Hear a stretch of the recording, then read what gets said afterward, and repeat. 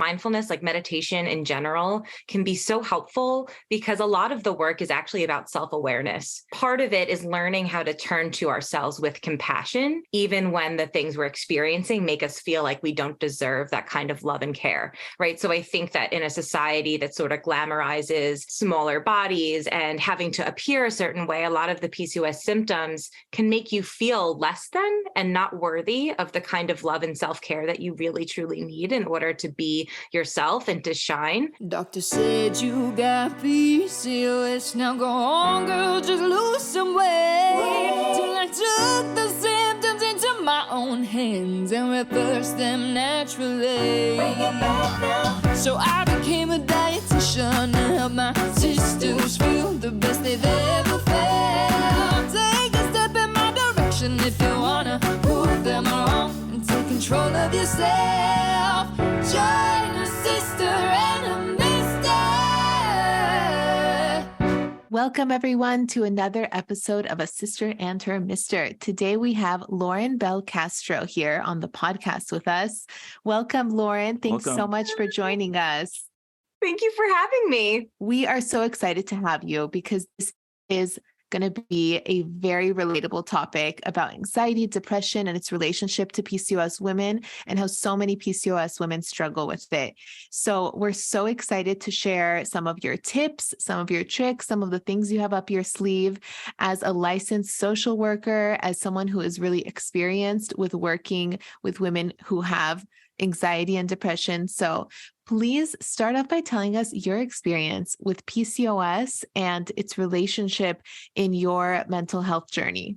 By the way, such a great introduction, Talian. You're like getting like Tonight Show experience levels right now.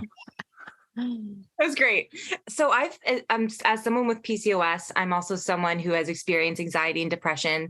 And I sort of came across your Instagram. I think at that point, you only had like 1,000 followers or something. And this was long ago. Wow. Wow. Yeah, it was like really a long time ago. So I was really excited to come across your page because I definitely felt really discouraged with my own PCOS journey. And when I was first diagnosed with PCOS, I didn't really have it in as severe form. So it was really quite mild because I was already naturally kind of doing a lot of the dietary and exercise things that are good for it. So I didn't really take the diagnosis as seriously. And I think I spent a lot of time kind of in denial about it, which I think really relates in general to mental health because it's all kind of invisible. Like you feel it, yet it's not concrete. Like some of the PCOS symptoms, of course, are physical and concrete, but a lot of times with our mental health or even a diagnosis like PCOS, it can feel very like abstract and vague. Yeah. And like, is this really happening or am I really just fine? Like what's going on? So I think and I'm sure confusing too, right? Yeah, definitely confusing, definitely encountered not a whole lot of resources, which is why I sort of just like clung to your account for dear life. But essentially, I have gone up and down with my experience with anxiety and depression. And I would say that with COVID recently in the last few years, starting off as sort of like a budding therapist in the field and treating all these clients, I was also like moved into a new apartment, got a puppy, all these major life changes. I noticed that my PCOS symptoms started to flare up. And so I kind of dived back even deeper into the program and this work and have sort of been exploring the relationship between the things I do to take care of my physical symptoms of PCOS and how that does directly impact my mental health. So I think I'm definitely the insulin resistant type of PCOS.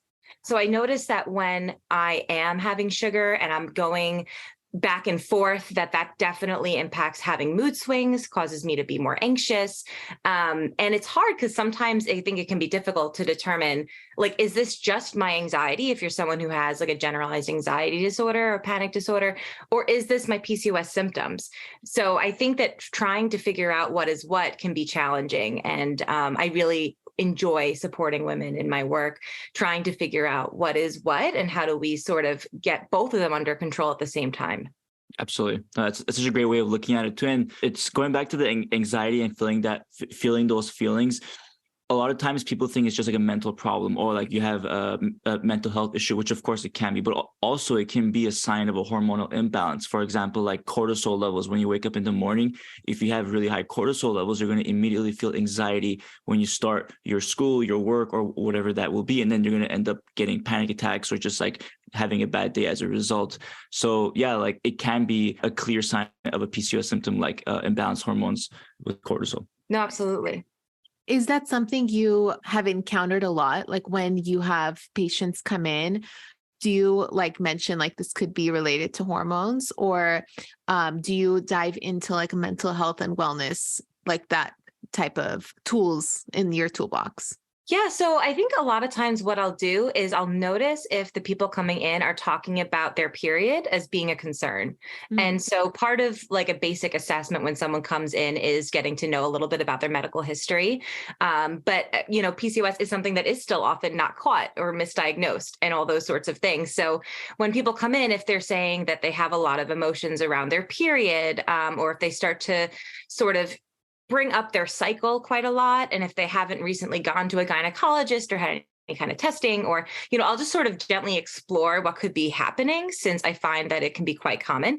And sometimes people actually do have PCOS and they already know that, but they don't even bring it up because they don't think it's related, right? So they're not even telling me. They're like, oh yeah, I do have that, or, whatever comes up. And then I'm like, oh, well, this could be a huge part of what you're going through. Because even with medication, if the hormonal imbalance is so extreme, it's like, you have to get that under control because it's almost more powerful than anything else, than the medication, than the treatment.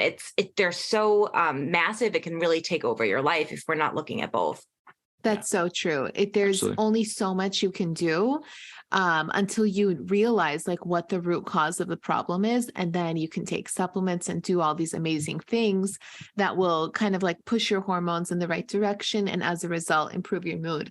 I even remember having estrogen dominance at one point where I had like really bad acne and it was affecting my mood, and I'd wake up really depressive and I just didn't understand, like, how did this happen? And I started taking a supplement to like help detoxify estrogen, and I completely like improved my mood and my symptoms. And then I took that supplement for longer than I was supposed to. And then my mood went back down. And it was just incredible how like it can influence your personality, whether you have any control or not. Like it can have such a huge influence. But nevertheless, like what are some things that PCOS women can do when they're stuck in these situations where they are going to eventually learn to manage their cortisol or reduce their estrogen or testosterone? I mean, improve their estrogen and reduce their testosterone. Like what can we do in the meantime? What control do we have over ourselves, our mood, our emotions? Yeah. So, I mean, I think mindfulness is such a big part of this. So I also am a yoga instructor. And I really I really like to combine both in my work with clients. So I really like to think about the body and basic grounding techniques, relaxation techniques that can kind of support women in this journey. But I also think just mindfulness, like meditation in general, can be so helpful because a lot of the work is actually about self-awareness, right? So like part of it is learning how to turn to ourselves with compassion, even when the things we're experiencing make us feel like we don't deserve that kind of love and care, right? So I think that in a society that sort of glamorizes smaller bodies and having to appear a certain way, a lot of the PCOS symptoms can make you feel less than and not worthy of the kind of love and self-care that you really, truly need in order to be yourself and to shine. And so I think a lot of it is building self-awareness to even catch yourself in a moment of being critical to yourself. Catch yourself in a moment when you're having a negative story about your journey, right? Because I guess we'll take an example, like if somebody, has started this process, maybe they're new to this work of PCOS and how to heal yourself and your hormones. And this is something I personally experienced probably like 7 months ago when my symptoms just flared up really badly, just based on all of my outside life stress and then me not taking care of myself as a result, where I just felt super low and down. And so part of it for me, like getting back on track was hard because I'm showing up to my yoga mat. I'm showing up to these weighted workouts. I'm doing those things and I'm not seeing what I want to see immediately. And so what I could do is I could tell myself a story of, see, like, I will always struggle with this, or I'm hopeless, right? Or I could tell myself a story of, this won't work for me, or I'm not good enough. Mhm. And if I can catch myself having that thought or having that moment, that really will change everything. Because if I can be mindful of the fact that that's even happening, and that's not just like an automatic story, I can then like intervene and change it. And so I think for a lot of people, just beginning to develop self-awareness by, doing box breathing or meditating for a minute before bed, or in the morning with their cup of like spearmint tea, right? Or whatever it is that they're doing as like a moment to be with themselves. Having that self-awareness is going to help them to do any of the other interventions, because otherwise it's just their experience, right? Like they are just the person who can never get better versus the person observing themselves struggling in a moment. Yeah, that inner voice is so important because it dictates how you're feeling as you're going through the struggles. Like if you're talking to yourself negatively after, something that didn't go your way, you're going to feel worse. Like I do this all the time to myself. Every time I mess up, sometimes like the number of times I'll call myself an idiot inside my head is just like, it's hilarious. But at the same time, it's not good because, you make yourself feel worse. So that inner voice is so important, giving yourself grace. Yeah, I really like what you said about self-awareness, because even if your hormones are kind of taking over and like taking over your thoughts and like making you think more negatively or like be in this negative headspace, if you have enough self-awareness, you could see that about yourself and kind of realize like, I'm not like this. Like, what is something wrong? Because that's what I did when I took that supplement. I was like, Right. This is not who I am. Like, what has happened? I'm being taken over by my hormones. What was this magic supplement? Everybody's wondering. It was DIM. DIM? Okay. I took DIM. I was told to take DIM and then I took it too long.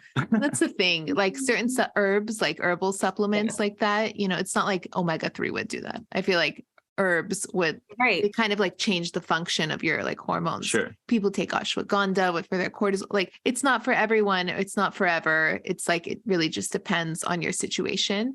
But anyways, back to what I was saying about how like that, if you have that like core consciousness of like who you are, then you will be able to navigate that like dark moment so much better, because you can see yourself, like third party, see yourself in life in general and be like, you know what? Like, I just need a break. Like something is like really just like taking over and I can't like get out of bed or like function or like do my hair and makeup and get the day going because of a hormonal issue. And so then at that point, you should see that in yourself and like be like, you know what, I'm going to take the morning off. Like, I can't do this right now, Yeah.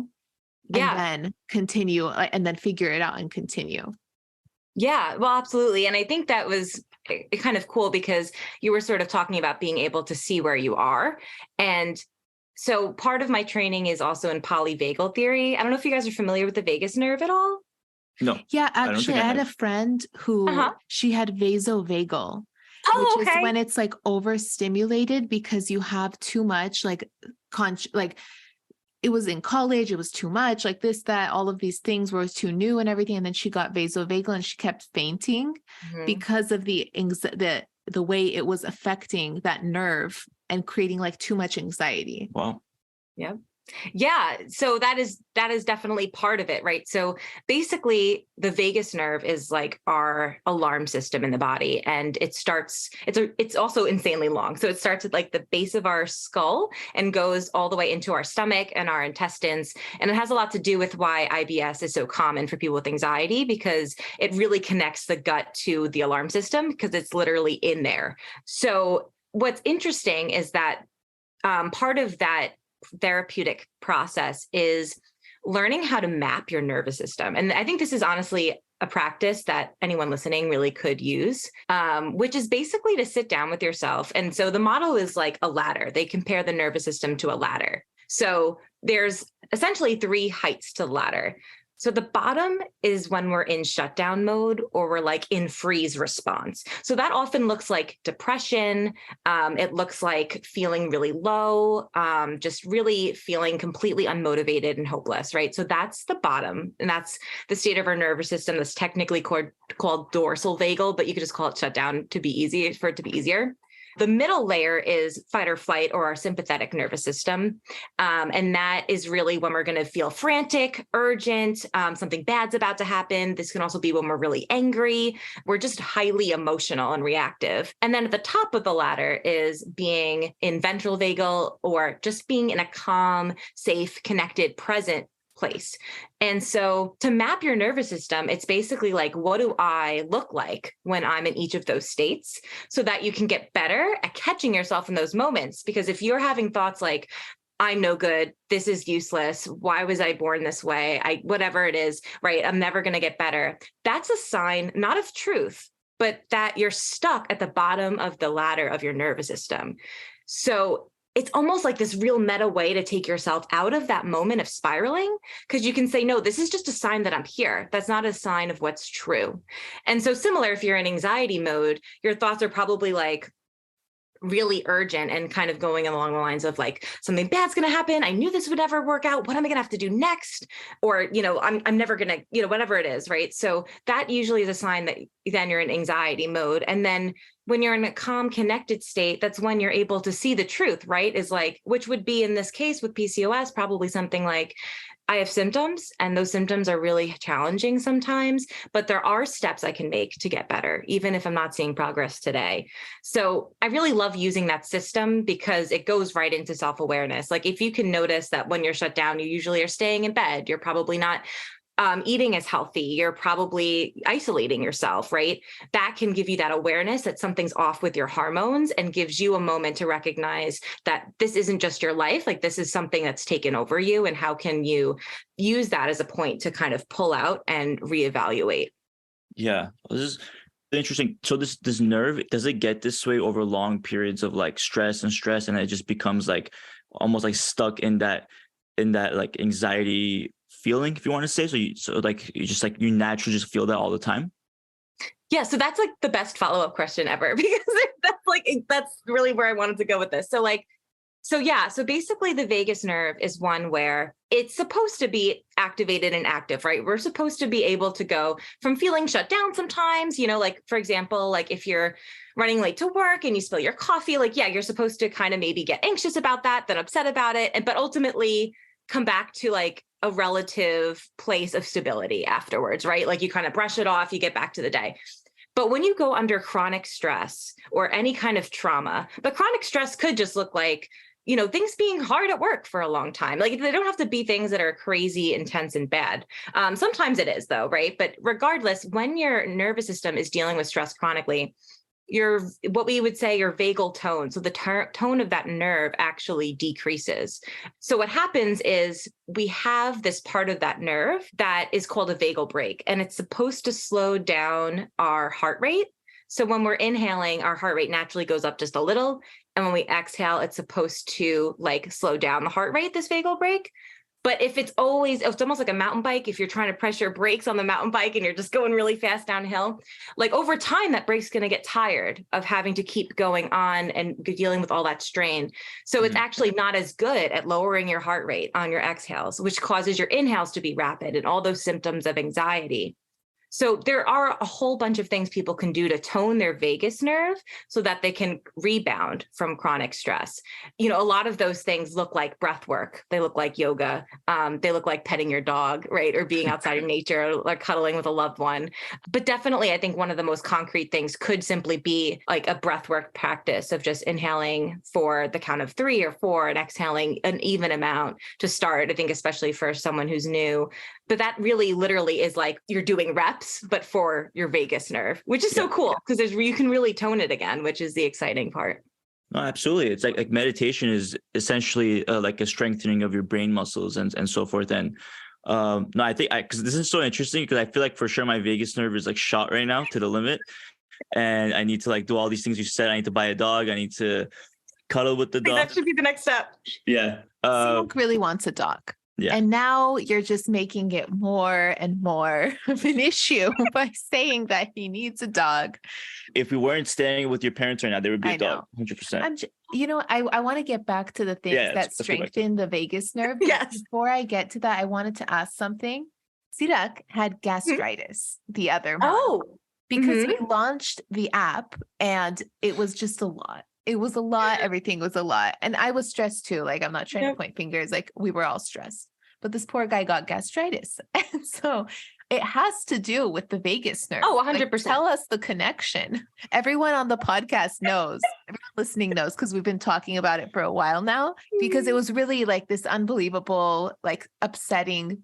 I felt so bad. Like, Well, it was scary because I lost like 10 pounds and I was like, am something wrong with me? Like, do I have a parasite? He's telling me. Yeah. No, you have gastritis. Poor baby.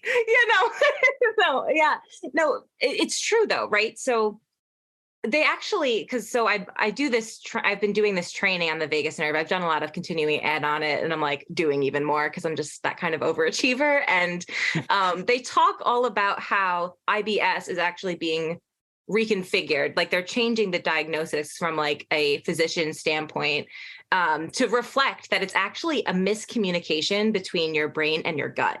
So because there's the nerve endings literally in the gut, at some point, so there's things you can do to treat it. First of all, like as an aside from like just caring for your microbiome and probiotics and all the good things, and like a lot of the exercise and eating a diverse range of foods, like a whole bunch of things that can be helpful. And aside from this, but getting good sleep, right? All those things really go into this too. But that nerve is essentially responding to what's happening. And especially with IBS, I know more about that related to it than the gastritis, but with that, it's basically like your gut is having different spasms, and that's because the nerve is tense, and your brain then responds to that as that being danger, right? So like any kind of sensation in your gut is now triggering your brain to think, oh no, like I'm in danger, something bad's about to happen, right? Like I'm going to feel even worse, or I'm going to throw up, and it ends up feeding this like anxious loop where it just continues to cause the gut to be more tight and not digest food, because the body doesn't want to focus on digesting food if it's like in danger, right? So it's like putting that on hold. So that's all related to the vagus nerve and how it's communicating between the gut and the brain. So part of that is actually breaking that cycle and being able to kind of do what we just talked about before, right? Like being self-aware and catching yourself in that moment of, oh my gosh, I'm really getting upset about how I'm feeling in my gut, right? And I think it's actually, I'm getting more anxious just thinking about how I feel about my gut. How can I disconnect from that loop, recognizing that loop is of anxious thought is really just a sign that my nervous system is dysregulated. I'm like in the middle of that ladder. And how can I kind of begin to calm my body down somatically? And so sometimes what that could look like is actually just noticing where you're holding tension in your body in those moments and actively trying to relax. So something like a progressive muscle relaxation is a great daily practice. If someone doesn't have a regular yoga practice, where they can get better at learning how to soften and relax muscles. Because if I told you right now to like relax your shoulder or your jaw, that might be like a little difficult if you haven't like practiced, especially if it's like not exactly tense at the time. But something you can do to care for yourself in those moments when you're noticing, oh my gosh, I'm getting so anxious about this, is am I clenching my fists? Is my jaw a little tight? How can I like maybe squeeze it just a little extra tight and then release? And how can I soften my whole body? The problem is that probably in like another 2 seconds, you're going to tense up again, because that's your habitual response and how you're holding this stress and trauma in your body. But your body communicates more to your brain than your brain does to your body. So even if you're telling yourself all the right things, rewriting your story, being aware, but your body is like this, they're really tight, it's still signaling to your brain that things aren't okay.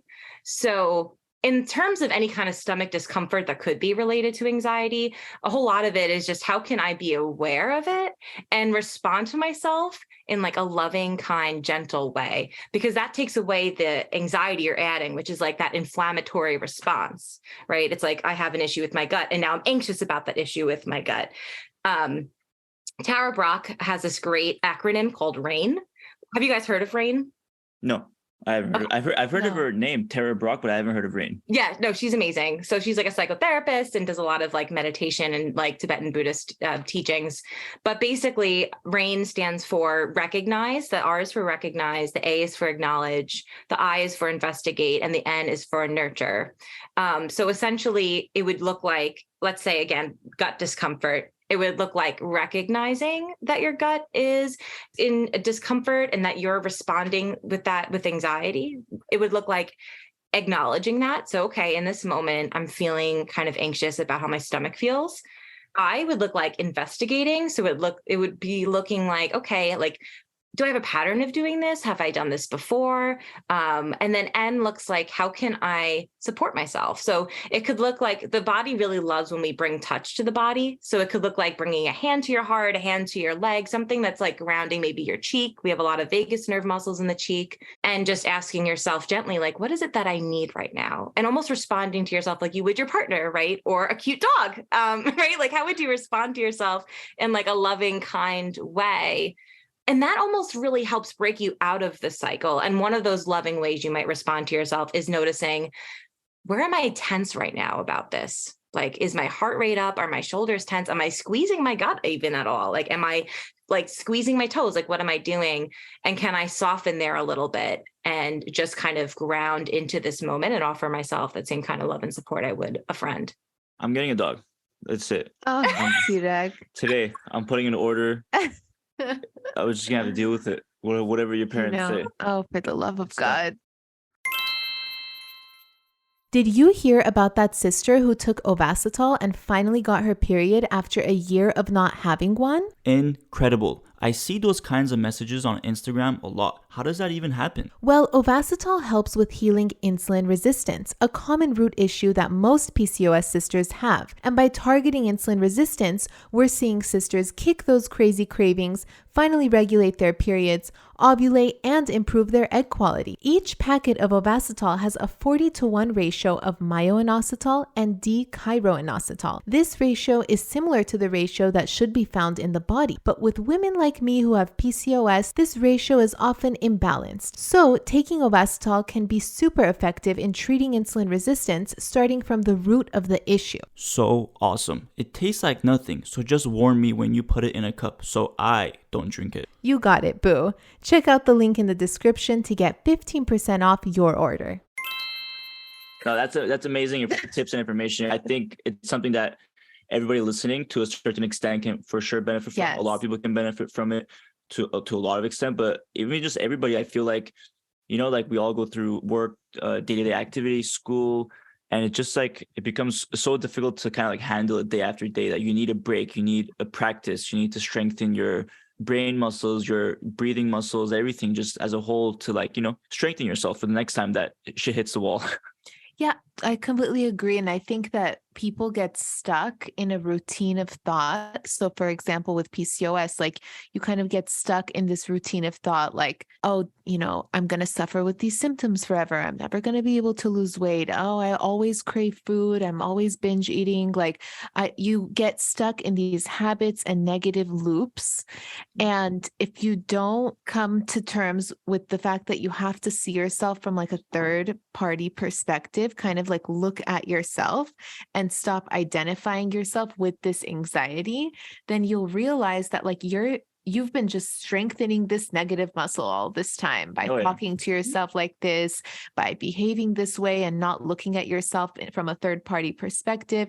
And you have just created like the strongest muscle here in this anxiety pattern for years. And people have PCOS and don't do anything about it because they don't know they can't do anything about it for years until they're like 50 sometimes, and that's a long time to be stuck in this negative loop and not realize it. And so I'm just really like into what you're saying because you're breaking it down into like a scientific level where you're literally talking about this nerve that's connecting from your brain to your stomach, which has all these nerve endings. And you're talking about how like there's certain like levels of anxiety and we kind of stay at a certain level sometimes due to trauma, due to issues, PCOS, whatever it is. And we exhaust that muscle and we live in that muscle and we make it so tense that we can't even pump the brakes on it anymore. Yep. And it takes a lot of like personal awareness to loosen that muscle up and so much effort too. Like that's not an easy thing to do. It's like creating a whole new habit into your life. Like it's not easy to just like go gluten and dairy free tomorrow. You know what I mean? Oh, Like no. it's like always going to be a challenge to like practice something new and kind of like change the way that you like even physically are. I have scoliosis. Mhm. And like I work out, I lift weights like 4 times a week. And I know that I need to be doing yoga every day, like not just like 10 minutes, like 30 minutes every day for the rest of my life if I want to stop complaining about this scoliosis. And like I know that's the answer to my problems, you know?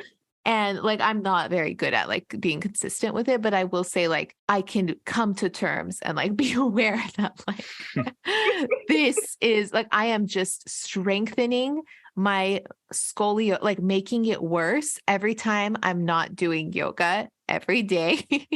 I'm like Right. admitting this right now on this podcast. Like, I'm just like making my scoliosis worse. And once I'm 70, I'm going to be bent over like what's it like 90-degree angle Well, actually, if I don't get myself together right now. the workouts you're doing are helping. Yeah, You know, it's but not like you're not doing anything. it is really helping. But You're actually, being negative on yourself right now. I have You should to- give yourself some grace. You'd be like, I'm doing so much already, but you know what? Maybe when I'm ready, I could add on the yoga. How about that?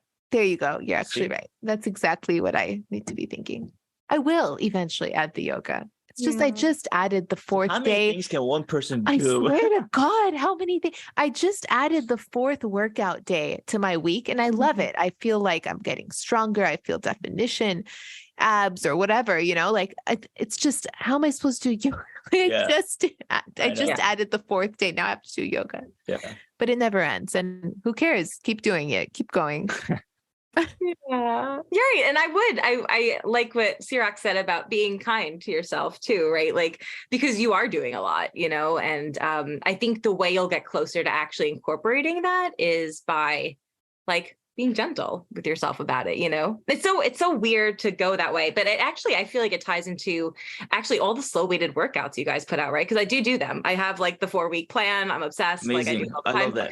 Did it this morning. Like I love it. Yeah, it's amazing. But it's interesting, right? Because it does feel, I know you guys talk about this a lot, but like it is an odd feeling to be working out. And like I do feel more relaxed at the end, right? Like it's against that whole cultural narrative of like, I'm supposed to be stressed and that stress is going to help me get what I need, especially when it comes to our body goals, right? It's like, I need to be beating myself up. I need to be working out because I'm not good enough. And like moving slowly and mindfully. I mean, I think that's a great way for people who are listening, if they already do that, to practice self-awareness, right? Like just being mindful every time they're moving to try to bring their attention and awareness back to counting the reps, counting how slowly they're moving. And I think part of it is really also just like when it comes to change in general, like, you know, it's hard not to be ashamed almost of like, I'm not doing everything I could for myself, right? Or like, I need to make sure I'm doing all these boxes. And I think a lot of times if we can actually approach ourselves more gently and curiously, rather than this like punishing model, we're more likely to respond because there's probably like some valid reasons why you're not doing all the things because you're already doing a lot of them, you know? So I imagine if you can like come to yourself more curiously and kindly, that might sort of help you to actually do it more than like feeling bad or guilty about it. Just the way I was just talking to myself about how I'm going to be like 90 degrees bent over at age 70. Like that is not an example. Fight or flight right now. You just said. The experience will dictate how you respond to it and whether you're going to go back to it. So for example, like just the working out, if you're working out and it's like, it's torture. It's like you're just doing it for an hour, 2 hours a day, like running or whatever it is that you don't like. If you're doing it and you're just not seeing results and it's like just feels like terrible, then you're not going to want to do it 3 times or 4 times a week. Yeah.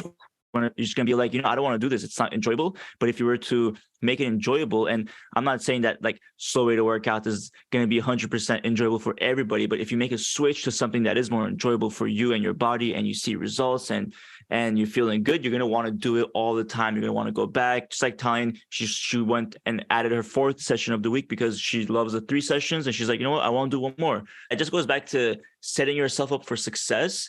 And I think the best way to do that is do things that like you're actually going to enjoy. Yeah, it does really help when you enjoy it. Yeah. Or even taking things that you don't enjoy and like making them enjoyable. So like if you really don't enjoy working out, like do it in your living room, turn on a show you like make it an enjoyable, something you're more drawn to. Or like if you have a lot of work to do and you have 100 emails, play jazz music, pour yourself tea, like act like it's not that bad, and like kind of get yourself into a state of mind where it's not fight or flight. You're not like hammering through emails and like getting all tense because there's so much communication and like you don't feel like doing it. Like make it good for you. And that goes back to like looking at yourself from a third party perspective and like seeing yourself miserable and think, how am I going to help myself here? Just like you would have helped your friend. If your friend asked you for help or inspiration or something, like what would you tell them? You would say like, okay, well, let's like pour yourself a cup of tea and like, let's answer your emails outside and like, I don't know, you know what I'm saying? Like, let's go to a workout class together. So it's more fun. Like you would give a suggestion like that. You wouldn't say like, well, get your ass in the gym. Like, you know, the way you're talking to yourself. Bros do that. Bros will do that to each other, but you know. Man, like that is not gonna like get me going. It's going to raise my cortisol. I'm going to be upset. Yeah. Like I'm not into that. And then that perspective, like I really just don't share this like mindset because certain people are like, well, just suck it up and you need to do this and you need to get through it and work hard and persevere. And like, this is going to be a tough day. Like this isn't like my vibe. Like I don't vibe off of that because now I'm not enjoying my life. Now I'm just persevering to finish things and I'm miserable. And then I'm not going to be happy tomorrow because I have to do that whole thing over again. This whole bit. So you have to like, figure out like how to make it right for you. Absolutely. I mean, there were a lot of great takeaways from this episode, a lot of great information for people to kind of gather and just apply to their life. But if there's something like, if we can give people, sisters listening, like 3 or 5, or however many you think is best, like some ways to get started after this episode, for example, like maybe like a 15-minute meditation every day, or even like seeking a therapist at some point, like what would be like some recommendations you would make to people to just get started with improving their mental health after this episode? Yeah. So, I mean, I definitely think it's always a great idea to seek a therapist, especially if you are experiencing anxiety and depression, and just knowing that you're not alone. And I think that's something that you guys do really well with the sisterhood too, right? It's like, you're not alone in this. And I think that can really feed into a depressed mindset if you feel like it's you, right? You're the problem. It's me, Taylor Swift. I'm like thinking about her a lot. Oh yeah. The TikTok side. It's me. Yeah. But, I would say for somebody who's trying to get started, to just make a moment when they're really connecting with themselves a day. And I personally do like to do that over my cup of tea in the morning. I like to just sit and for a moment, just check in with myself about how I'm doing. And if you wanted to work on toning your vagus nerve at that same time, you could just set a timer for a minute. Really, it's just doing it versus how long you're doing it for, like the consistency that matters. So I think, again, a really easy vagal tone breathing exercise would just be inhaling for the count of maybe 3 or 4. And then just exhaling for 3 or 4, and almost like you're trying to balance a scale, just trying to see that the inhales and exhales are even. And again, you could just, put on a timer for a minute, just do a few rounds of that breath. But I think really creating that check-in with yourself is already going to help you to notice, like, what state of being am I in? And how can I regulate myself throughout the day, knowing at this point where I'm at? Yeah. That's great. And not identifying with it and like saying like, this is just how I am, and kind of realizing what it actually is. Like, is it a hormonal condition? Like what is like the cause of this?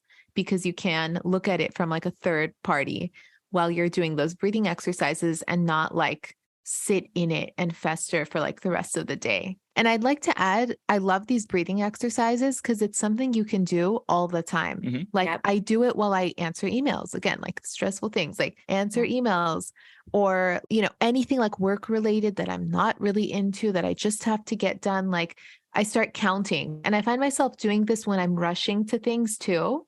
So if I'm like rushing, I'm like scattered. And so I'm like 1, 2, 3, 1, 2, 3. I start like count. Do you hear me do it sometimes? I don't, but I do it in my head, but that's only when it's like really bad. I really like, I have to be like really in a rush, like to do something.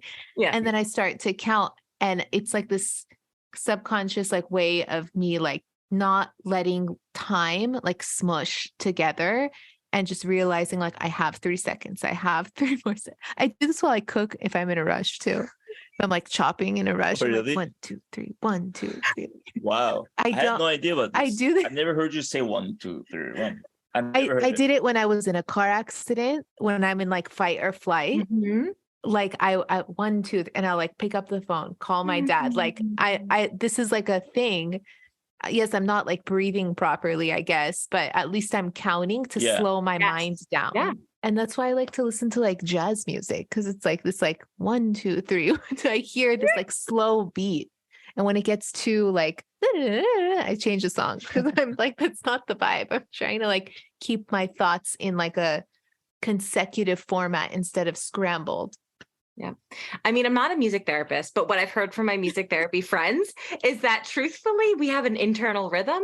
And what you're noticing in those moments is my internal rhythm is way too fast. Everything is spinning around me, which would be a sign again that you're probably, if we thought about that ladder, that you're sort of in the middle of the ladder in fight or flight. And you're trying to actively change your internal rhythm, which is why, again, moving slowly, even outside the workouts, right? Like in those moments, if you can just move like just a little more slowly, your body loves that. Your nervous system loves moving slowly. It's so grounding. It's going to change your internal pace. So, and again, similarly, like if you're doing all those things and you notice you're tense, if you can try to soften and relax the body a little bit in those moments, just softening the jaw. There was a time when I would always hold my jaw like so clenched, and I would notice it was almost all the time. And I would have to actively practice releasing, because a lot of theories now about trauma and stress is that we hold the tension in the body, right? So if I'm chronically holding my jaw tight, I'm still showing up that way in the world. And that trauma and that experience is still living through me in my body. So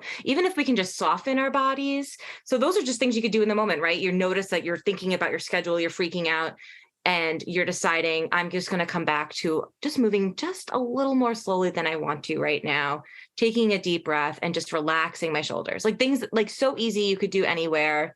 It really helps. Yeah. I used to hold so much tension. I still do it in my like face, in my like forehead area. I would always look as if the sun is hitting my face. And talent, like even when I'm sleeping, like I'm about to fall asleep, and talent would be like, uncrunch your face. I'm like, oh yeah, okay. I didn't even realize it. So funny. And it's like you said, like not as much, but like it's like you said, like once you release it, you're like, holy shit, like wow, this is what it's supposed to feel like, my face or like my shoulders or whatever. Like you don't realize that tension is like it feels normal to you. Oh my gosh, it's so funny. I get so much wrinkles on my face because of this, so I bet you I'm gonna get like the old man, like forehead wrinkles. I'm gonna have to get Botox like by 40 years old.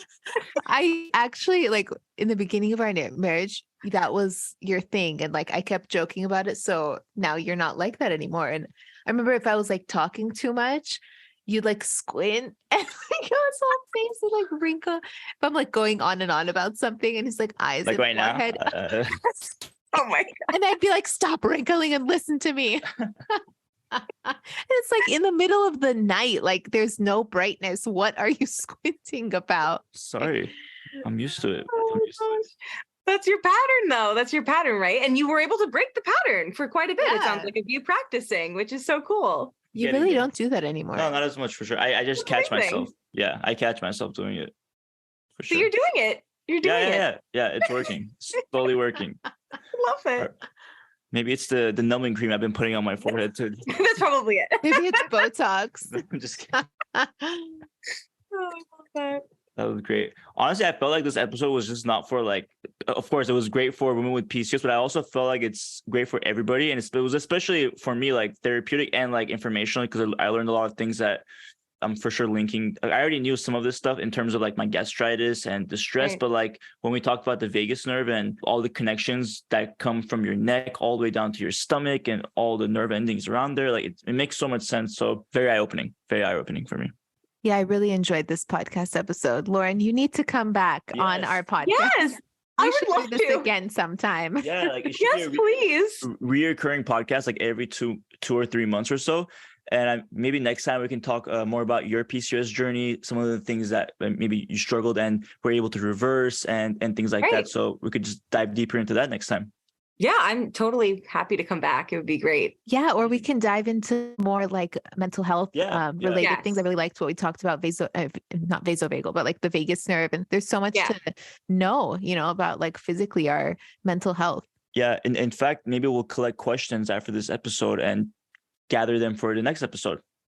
Oh yeah, I would love to do like a cute little like mental health segment, every like 2 months or something, or whatever feels right for you guys. Just check in about your mental health, and I'll just like pop in and we could dive, because really there's so many, like even just with the rain that we talked about, right, or the vagus nerve that we talked about, like there's so much more in each of those things, and so many. I like literally wrote down this, like, and everyone listening can't see it, but I have like an entire list of like all different things that we could just dive into about grounding the body, like progressive muscle relaxation, just like a million and one things. So I would love to share, because I've found so much value from this on your work. It really, like, it's changed my life. So I'm happy to try to help other people in whatever way. Thank you so much. I think you will. I think from this episode, so many people's lives will be changed. So you definitely, I'm sure, already accomplished that.